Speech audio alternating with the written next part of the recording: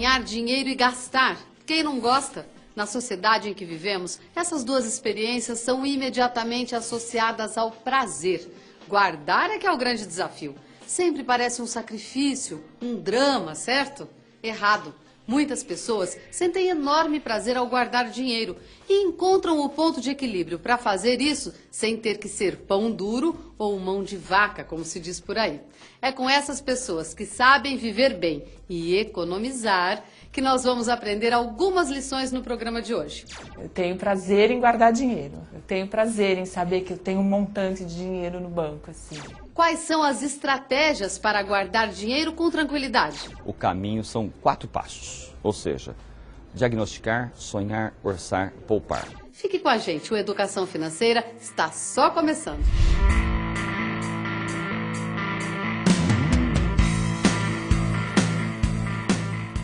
A renda dos brasileiros está crescendo, o consumo também e o otimismo em relação à economia tem prevalecido no país. Como as coisas mudam o tempo todo, o que está bom agora não é garantia de que vai ser sempre do mesmo jeito. Por isso é tão importante planejar gastos e guardar um pouco de dinheiro. Idealmente falando, esse seria o estilo de vida perfeito para qualquer pessoa. Mas será que a gente consegue economizar um pouquinho? Eu gostaria de poder juntar, mas eu ganho pouco, não dá para juntar muito. Vou juntando o que posso, o que dá a gente vai juntando e vai gastando na hora que precisa. É prazeroso porque às vezes tu deixa de fazer alguma coisa, né, para guardar aquele dinheiro. Então na hora que tu consegue pegar ele, como trocar em euros e viajar, é muito bom. A gente não sabe o dia de amanhã. Então eu sempre prefiro guardar um pouquinho dentro das possibilidades. Vou juntar dinheiro para quando estiver maior, eu posso comprar meu carro, minha casa. O primeiro passo para se economizar, para se ter uma realidade de um sonho sendo realizado, é você estabelecer um percentual, até mesmo dentro da sua realidade. Exemplo, tem pessoas que é 10%, 5%, 7%, 10%, 15%, 20%. É importante fazer a lição de casa, saber para onde está indo cada centavo do nosso dinheiro. Para isso, eu recomendo o quê? Fazer um diagnóstico financeiro. Saber exatamente o que eu estou gastando no item padaria, no item balada, no item, ou seja, até no cafezinho e a gorjeta que você dá. Dona Vilma tem 70 anos e começou a economizar ainda jovem, em 1962, quando o governo instituiu o 13º salário. Na época, ela ouviu uma lição valiosa do pai, que lhe disse o seguinte: se o ano tem 12 meses e você consegue viver com 12 salários, por que não guardar o 13º? O salário do professor naquela época, ele era muito pequenininho e a gente ganhava mesmo para sobreviver. Quando veio o meu primeiro 13º, falei, pensamos em casa, né? Nunca havíamos recebido um 13º, então aquele era um dinheiro abençoado que devia ser guardado por uma causa nobre e justa, né? Foi assim que nós começamos, eu principalmente, com o exemplo de casa, a poupar. Primeiramente, parabéns à dona Vilma por ter já constituído na sua vida um hábito de poupar. Geralmente o 13º é muito usado para pagamento de dívidas ou para melhorar aquilo que a gente já tinha sonhado. É um hábito maravilhoso e precisa ser mantido, não só esse, como também de poupar um pouquinho do que ganha mensalmente. Seria ótimo para ela. Eu sempre consegui poupar para realizar, por exemplo, a compra de um carro à vista, a compra deste apartamento com a minha amiga foi à vista. Eu tenho várias amigas que realmente me agradecem, porque eu insisti para que elas sempre tirassem alguma coisa do salário e guardassem. Porque tudo que elas recebiam sumia, elas nunca tinham nada. Eu comecei a incentivá-las a guardar um pouquinho. E hoje essas amigas têm dinheiro guardado. E elas sempre me agradecem por isso. Eu acho isso muito importante. Você não ficar na dependência de precisar pedir dinheiro para comprar um remédio de emergência. Não é verdade? Dona Vilma é um belo exemplo de como o prazer de guardar dinheiro pode andar de mãos dadas com o prazer de viver.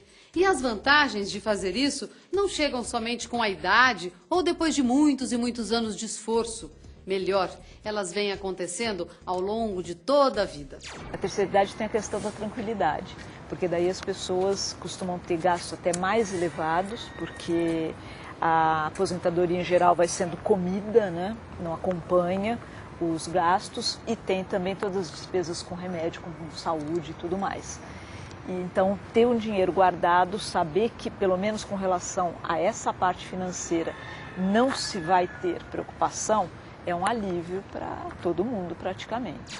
Há pouco tempo atrás, um funcionário da onde eu trabalho ganhou R$50 em hora extra. E na hora que eu paguei, ele ficou muito agradecido, falou que bom, eu vou pagar minhas dívidas. Eu falei, mas que dívida você tem? Ele falou, eu como pastel e tomo caldo de cana e o rapaz marca para mim. Então eu tenho já uma dívida de quase R$40 entre pastel e cana. Falei, é um absurdo. Como é que você pode fazer uma dívida para tomar caldo de cana e comer pastel? Você não pode deixar de fazer isso e não gastar esse dinheiro, ir para casa, comprar um pãozinho, passar uma manteiga, comprar um litro de leite, que dá para 2, 3 dias para você tomar.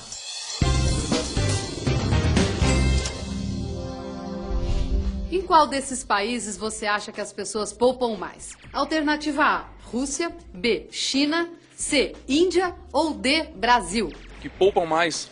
Talvez a China, né? Acho que é a Rússia. No Brasil. Talvez na China? Eu acredito que no Brasil, né? A resposta depois do intervalo. Até já.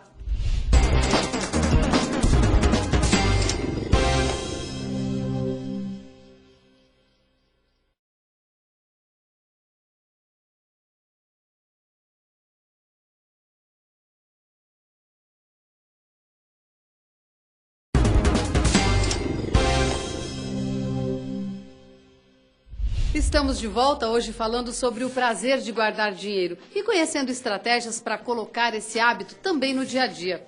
Agora vamos à resposta do teste de bolso. Na sua opinião, em qual desses países as pessoas poupam mais? Opção A, Rússia, B, China, C, Índia ou D, Brasil? A resposta é China. Os chineses poupam muito, enquanto brasileiros poupam 10%. Russos, 13%, e indianos, 17% da sua renda, os chineses poupam 31%. Isso é que é gostar de poupar. Os chineses estão super de parabéns, mesmo. Eu estou começando a guardar dinheiro agora, não é uma coisa fácil, 31% é muito dinheiro. Parece muito para você economizar 10% do salário todo mês? Há quem consiga, acredite, guardar 50% do salário.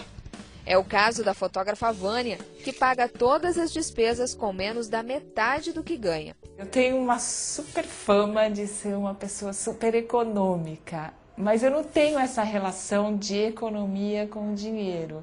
É que eu não tenho prazer em gastar dinheiro. Eu não tenho esse prazer. Para mim, as coisas são... eu só posso consumir aquilo que é super necessário para a minha vida. Então, eu não vou comprar 5 camisetas. Eu não vejo necessidade nisso. E eu também moro num espaço pequeno. E daí, só o que cabe. Eu não gosto de nada entulhado na minha casa, é só o que cabe dentro dos armários. O que não cabe tem que ir embora. Então, para que eu vou consumir o que não cabe? Então, a minha economia vem de viver de uma forma prática e de uma forma minimalista, com menos possível. Com isso, eu acabo acumulando um dinheiro. Acumular recursos não é tarefa fácil, mas alguns hábitos e aprendizados podem fazer a diferença. É fundamental que você assuma o controle com consciência, para que você possa começar a desenvolver junto com a família. Aí a família é imprescindível, ela precisa estar participando, porque o filho, mesmo aquela criança, é necessário que ela esteja sentada na mesa uma vez periodicamente, talvez uma vez por mês, ou duas, de 2 em 2 meses, não importa o período.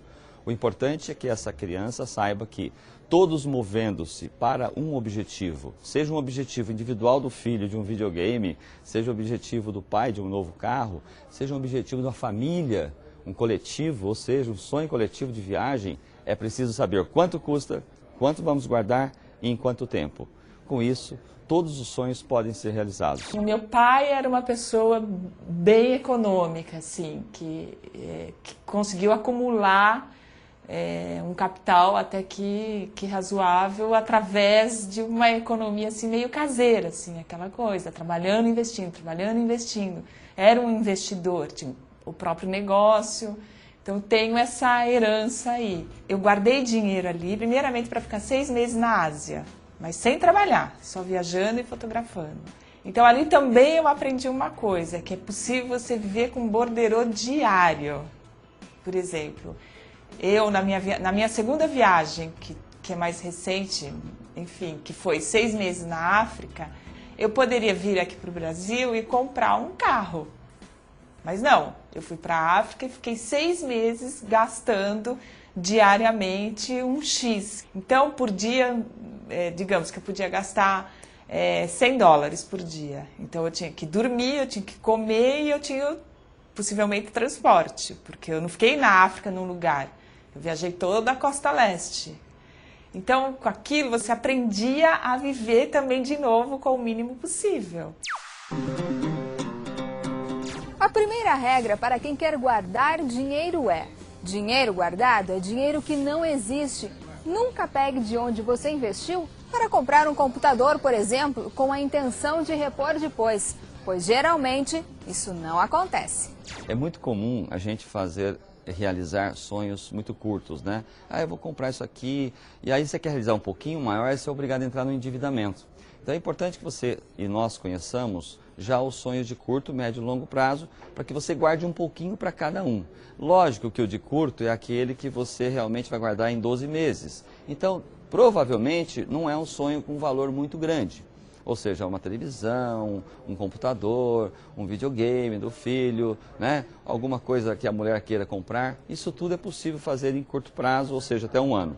Quando você também guarda para médio prazo, nós estamos falando de 1 ano para cima até 10 anos. Isso significa que eu vou ter que guardar dinheiro para que eu possa realizar alguns sonhos que não são imediatos, mas são sonhos de médio prazo.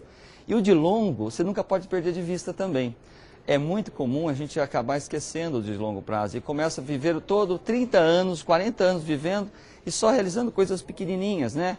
Isso é quase o consumo que a gente tem no dia a dia. Então, é fundamental para uma pessoa, para uma família, estabelecer e guardar todos os meses os sonhos de curto, médio e longo prazo. Com isso, ela vai conseguir ter uma vida muito mais prazerosa e, com certeza, inserir dentro desses sonhos de longo prazo o da aposentadoria sustentável, que é a independência financeira. Pode ser muito prazeroso guardar dinheiro, sim. Isso é o que aprendemos no programa de hoje. Por que não experimentar, mudar pontos de vista, pensar no equilíbrio das finanças, construir tranquilidade, segurança, realizar projetos e sonhos. Tudo isso é educação financeira. Um forte abraço e até o próximo programa.